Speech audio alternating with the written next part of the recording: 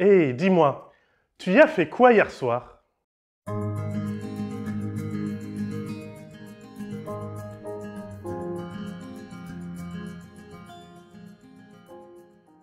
Je suis curieux de savoir comment les adventistes fêtent Noël un vendredi soir. Pour beaucoup, je suppose que vous ferez la fête plus tôt ce soir d'ailleurs. Je me trompe? Si ça t'ennuie pas, éclaire-moi dans les commentaires. Quant à moi, où que tu sois en ce moment, je te souhaite de joyeuses fêtes. Aujourd'hui est le jour où nous nous souvenons de la naissance de notre Sauveur. Je veux donc te rappeler l'amour de Jésus pour toi. Ce Dieu fait homme nous a tellement aimés qu'il a tout sacrifié. Il a tout mis de côté afin de nous offrir la réconciliation avec le ciel. Le plus beau des cadeaux que nous recevons dans cette vie est le merveilleux cadeau du pardon que nous offre le Christ. Alors que Jésus était sur la croix, après avoir été battu et cloué, après qu'on lui ait craché au visage et qu'on l'ait humilié, Jésus demande à son Père de pardonner ses bourreaux. Est-ce que tu te rends compte de ce que cela veut dire? Nous n'avons pas à quémander le pardon de Dieu. Nous n'avons pas à le supplier pour être pardonnés. Par sa prière sur la croix, c'est à l'humanité entière que Jésus a déjà offert le pardon et la réconciliation. La seule et unique question est de savoir si tu souhaites accepter ce cadeau ou si tu préfères continuer ta route en solo. Voici pourquoi j'aime particulièrement cette période de l'année. Nous pouvons proclamer l'amour et le pardon divin à nos proches sans trop d'efforts. Le monde accepte de se laisser interpeller durant cette période par l'histoire de notre Sauveur. Et je t'invite à ne pas passer à côté de cette opportunité. Pour certains, Noël sera la seule et unique occasion d'être touché par l'amour divin. Et pour les plus réticents parmi vous, et je sais qu'il y en a, ne me dites pas que soudainement, vous avez oublié l'invitation de Paul d'annoncer l'évangile en toute occasion, favorable ou non. Bon, là, je viens de passer de capsule à pilule. Mais j'espère que tu comprendras mes nobles intentions. Aujourd'hui, je suis heureux de te retrouver en ce sabbat de Noël pour une nouvelle capsule de Croître en Christ. Cela fait bientôt 2 ans que je te propose chaque semaine des vidéos pour t'accompagner dans ta croissance spirituelle. Et je remercie le Seigneur de nous avoir permis de vivre ensemble cette aventure. J'ai beaucoup de joie à réaliser ces études et grâce à Dieu, j'en suis le premier bénéficiaire. Si tu en tires également quelque chose, je t'invite à laisser un petit pouce en commentaire. Cela fait toujours plaisir. Après avoir passé une saison en compagnie du Deutéronome, nous commençons une nouvelle saison qui aura pour thème l'étude de la lettre aux Hébreux. Et justement, si j'aime tellement cette lettre aux Hébreux, c'est parce qu'elle est vraiment centrée sur ce Christ qui nous aime tant. L'objectif principal de cette lettre est de démontrer la supériorité de Jésus de Nazareth sur toutes les autres croyances et religions. Personne dans le ciel, sur la terre et sous la terre ne t'aime plus que Dieu. Personne d'autre que lui ne peut offrir le cadeau qu'il a pour toi. Aucune religion, aucune croyance ne peut entrer en compétition avec lui et encore moins le légalisme. Mais je dois te prévenir, l'étude attentive de cette lettre avec moi risque de te chambouler un peu. Cet écrit pose un certain nombre de questions auxquelles nous avons du mal en tant qu'adventistes à faire face. Puisque la révélation divine fait partie du roc qui nous brise pour mieux nous reconstruire, nous avons tous à nous confronter à cette parole qui, quelquefois, nous dérange et nous remet en question. Et la vertu d'une église chrétienne, selon moi, c'est d'accepter ces remises en question afin de s'assurer d'être en cohérence avec les textes qui nous ont été donnés. Trop souvent d'ailleurs, le temps passant, on préfère protéger le statu quo et ne pas faire trop de vagues. Malheureusement, c'est un peu comme ça qu'on finit mal. L'Église adventiste, elle perd peu de membres à cause de divergences théologiques profondes. Mais le contenu de cette lettre aux Hébreux fait partie de ces quelques raisons qui poussent certains à aller voir ailleurs. Alors, durant ces 13 épisodes, nous allons nous efforcer d'être le plus fidèles possible au texte. Et quel que soit ce qui en sort, je pars du principe que la vérité n'a pas besoin de protection. Elle se suffit à elle-même et elle finit toujours par triompher puisqu'elle est aussi éternelle que Dieu lui-même. Et la vérité, c'est justement la quête centrale du christianisme. La Bible nous invite à rechercher la vérité dans tous les domaines, que ce soit dans le monde biologique et naturel ou que ce soit dans le monde philosophique. Et bien sûr, plus encore dans le monde spirituel. La vérité découle de notre relation avec le Christ qui est le chemin, la vérité et la vie. Et ces choses, il les incarne par excellence.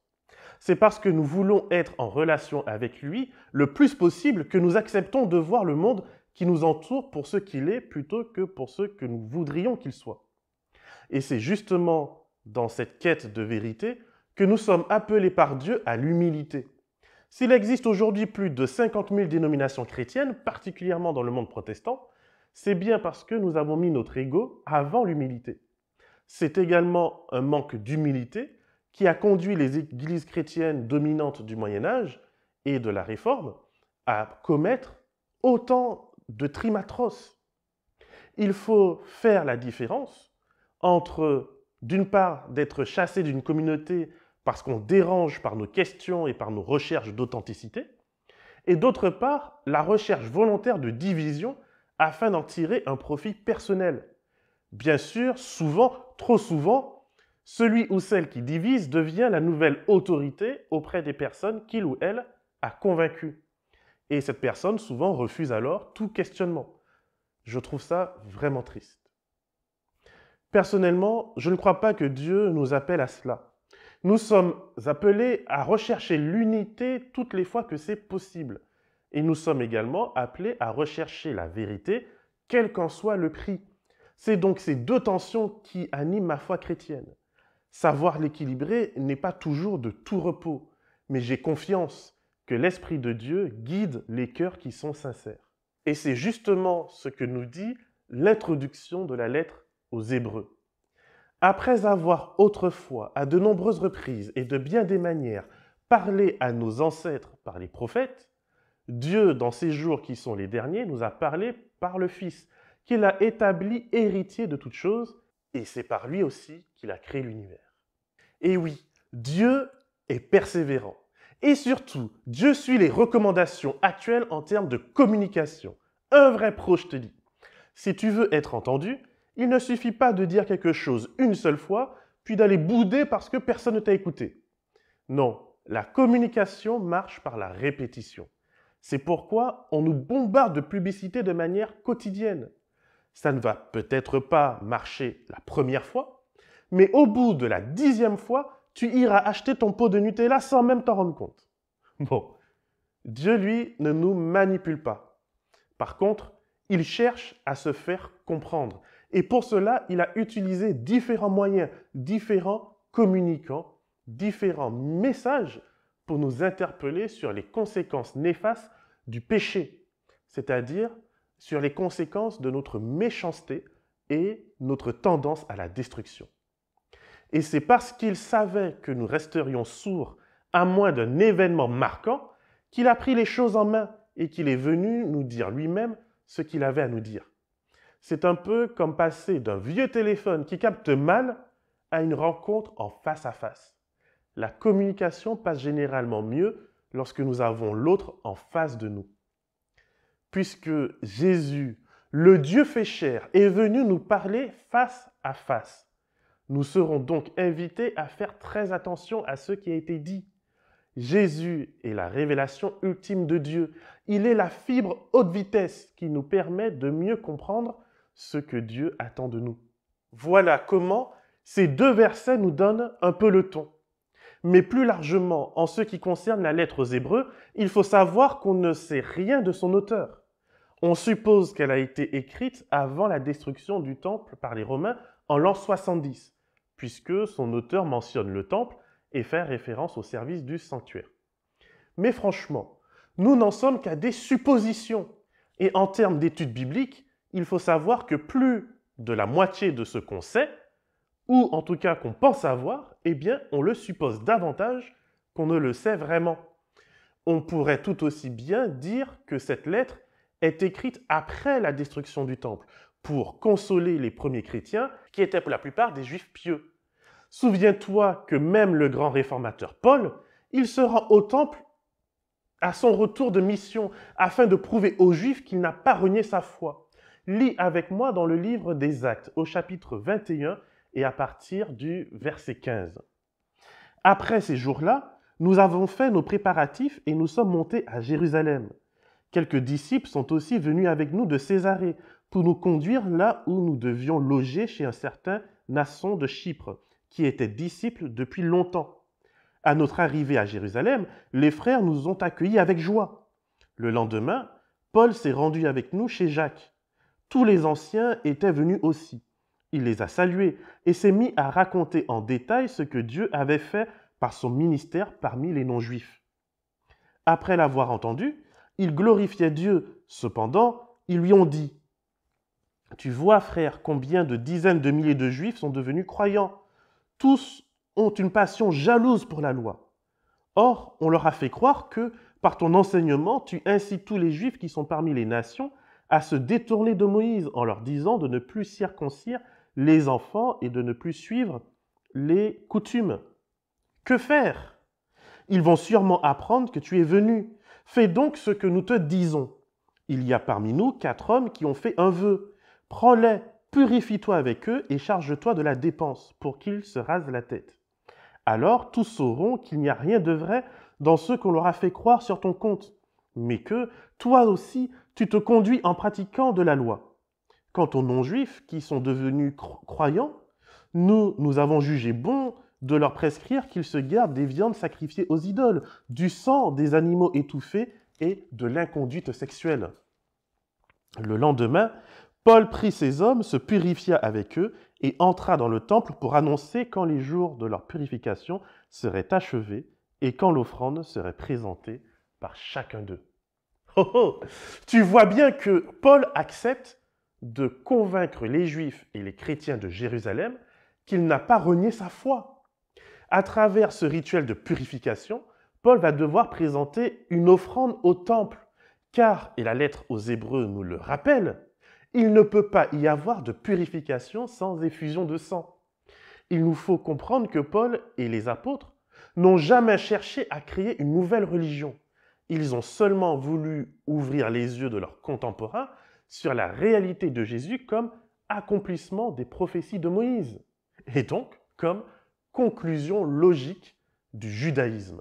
Imagine donc le choc pour tous les Juifs, qu'ils soient judaïsants ou chrétiens, lorsqu'ils apprennent la destruction du temple. Alors peut-être que cette lettre vient les consoler et les rassurer.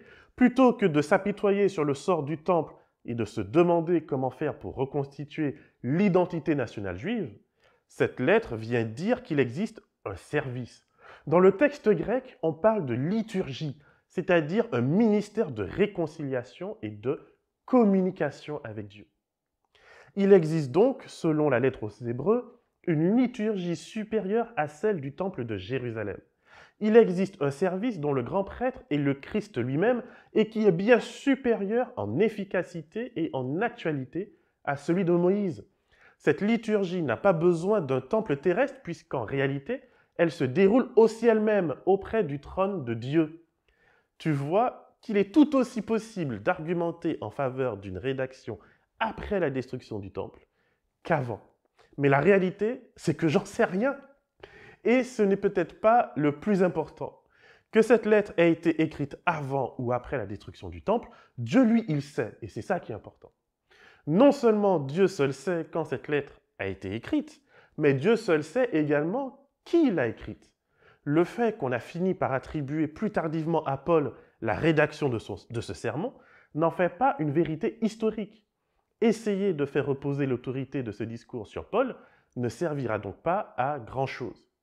Ce qui est important par contre, c'est de comprendre que cette lettre est en réalité un sermon, c'est-à-dire un exposé théologique dont l'objectif est de rassurer les premiers croyants d'origine juive sur le bien fondé de leur foi en Christ. Il faut quand même se dire que certains d'entre eux jouaient probablement sur les 2 tableaux. Oui, bien sûr, on croit dans les miracles de Jésus et de ses apôtres, mais juste au cas où, on va quand même prier au temple histoire de garder une assurance vie. Pas fou les mecs. On ne tire pas un trait sur des millénaires de traditions religieuses en quelques heures. L'auteur que Dieu seul connaît, essaye donc de démontrer que le Christ suffit à garantir et à assurer le salut de celles et ceux qui mettent leur foi en lui. J'insiste ici puisque c'est le point central de ce sermon.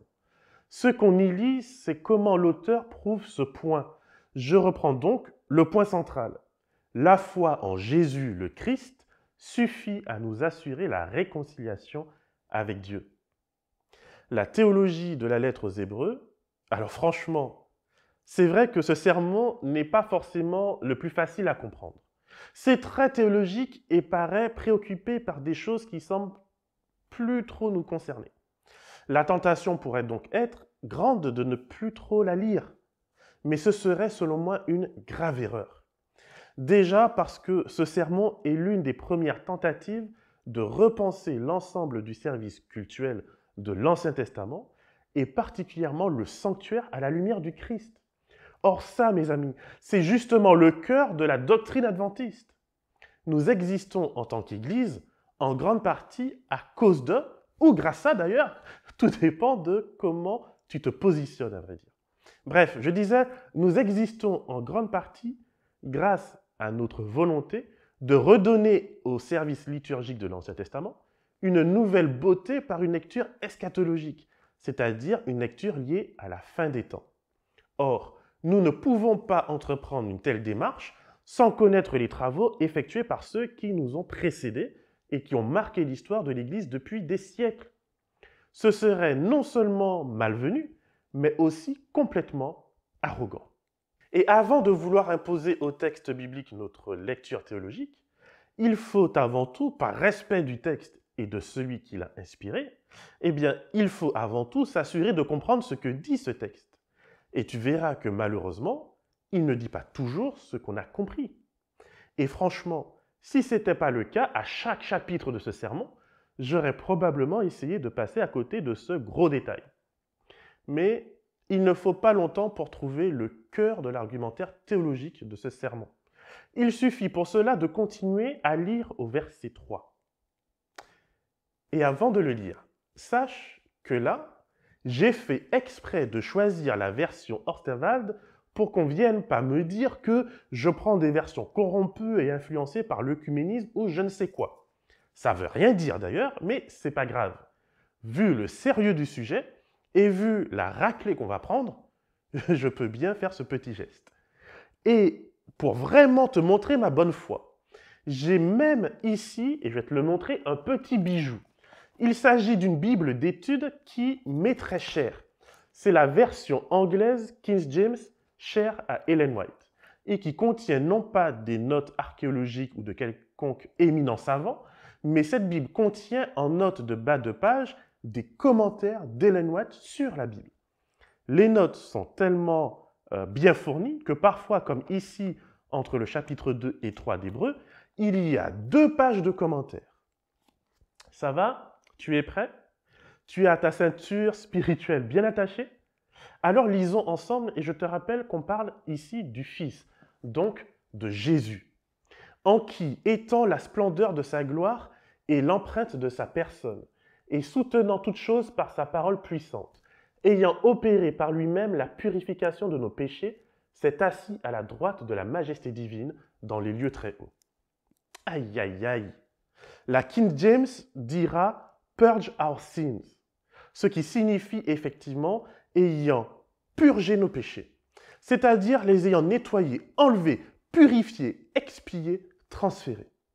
Sois attentif, le premier argument donné par ce sermon, afin de justifier la supériorité de la liturgie chrétienne et afin de nous ancrer dans la persévérance de la foi de Jésus et en Jésus, c'est le fait que la katharismos, c'est-à-dire la purification, le kippour, le grand pardon des péchés a déjà eu lieu par et dans le Christ. Les croyants n'ont donc pas à craindre de ne plus pouvoir participer au service du Yom Kippour dans le temple terrestre. Les Juifs de l'époque n'ont plus à craindre la condamnation faute d'avoir pu être purifiés de leurs péchés, puisque Jésus-Christ s'en est chargé une fois pour toutes.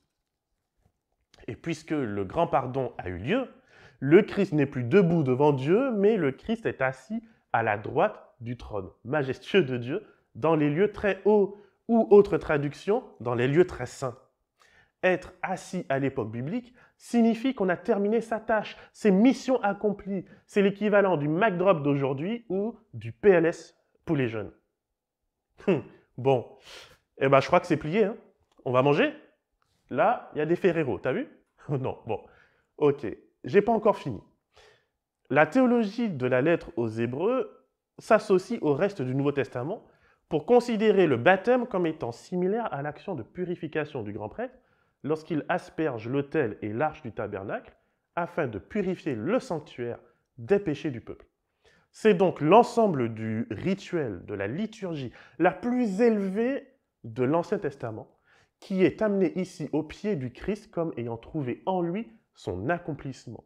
En d'autres termes, sa raison d'avoir été et donc de ne plus être. Je te rappelle que nous ne sommes ici qu'au verset 3 du premier chapitre de ce sermon et qu'il existe 12 autres chapitres encore plus chauds.